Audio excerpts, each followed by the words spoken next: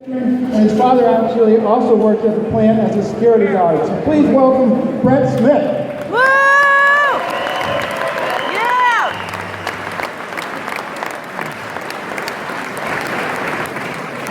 Ooh, holy cow.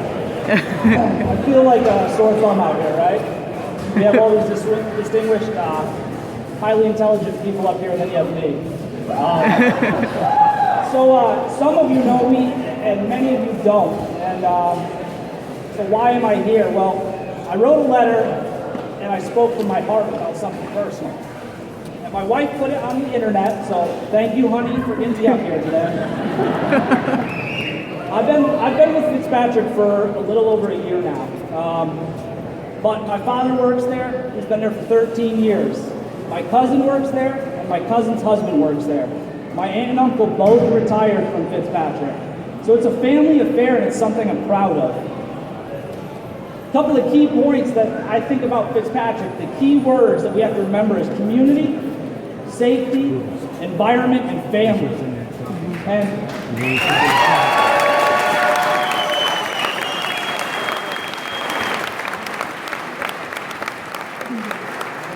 so I knew I was going to be about 10th up here, and I probably didn't want to repeat anything that was already said, so I'm winging this, guys, so keep with me, all right? I'm speaking from the heart here, because using my heart is what's got me here, and it's what got me my wife, it's how I raise my children, and it's how I deal every day of my life, with my heart. So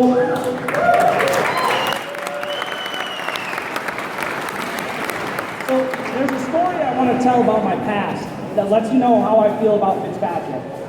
I was in the Navy and I was on a submarine. And on a submarine you have 120 shipmates with you that you depend on to save your life when that worst case situation happens. And unfortunately, on January 8, 2007, my submarine was in a collision and I was underwater at the time. And we took 18 holes into the side of our submarine. And I ran back to my station, and I knew the shipmates with me were there to protect me and defend me and would ensure that I came home alive. I put my faith in them every single day, every second of the day. And I thought about that when I came to Fitzpatrick, about how that would be the same thing with these 600 plus employees that we have. That we put each other's lives in our hands every day and we depended on each other. But the truth is that's wrong. We don't depend on each other to save the 600 of us. We depend on each other to save the 100,000 people in this area. We depend on each other to save our children, to protect our families and our loved ones.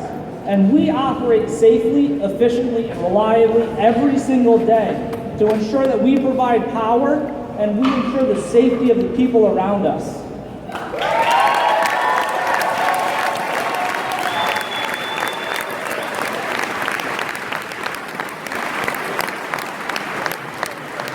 Like I said, I've only been here a year, but when I got this job, it was my dream come true. Nuclear power is my passion, and teaching has always been my lifelong dream. And when I took this job, I thought, here's where I am. Here's the next 30 years of my life. And now, faced with this, I'm scared. I'm honestly scared, and I don't know what will happen. But I know that as long as I have my family, we will survive. But this is my home. This is where I'm from, and it's where I want to raise my children and their children. So I implore everybody out here to stand together and help save Fitzpatrick. Thank you.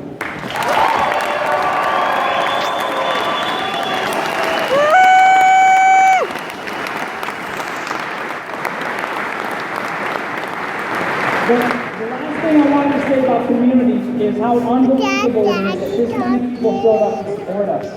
I'd like to take a minute, if any of you ever meet any of our Vermont friends that come here from Vermont Yankee, ask them what it's like when you don't get public support like this from the community. Ask them what it's like to have to go by protesters every day to go to your job. It's unbelievable that more than just Fitzpatrick showed up here. All the pipe fitters, the painters, the carpenters, SUNY Oswego, county workers in the schools. Thank you so much.